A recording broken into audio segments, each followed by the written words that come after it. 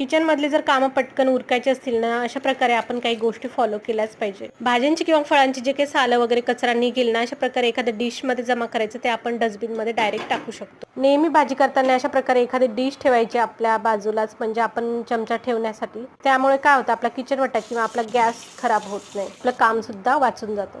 कणी भिजवताना नेहमी सिंकच्या जवळ जर भिजवली तर त्याचा फायदा असा होतो की खाली जे काही सांडेल आपलं पीठ वगैरे ते आपण पटकन असं स्वच्छ करू शकतो आणि सिंक जवळ असल्यामुळे आपले हँडवॉश सुद्धा पटकन करून घेऊ शकतो.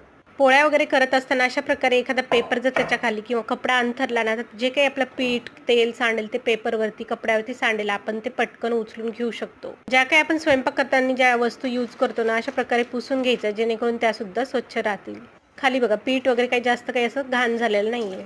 किचन मधले जे काही लाकडी वस्तू असतात, शॉपिंग बोर्ड, पोळपाट बेलन, ते तिथल्या तिथे लगेच धुतलं की स्वच्छ राहतं आणि खूप दिवस टिकतं सुद्धा. महत्त्वाचं म्हणजे 2-3 तरी नॅपकिन आपल्या किचन मध्ये राहिलेच पाहिजे. आपला व्हिडिओ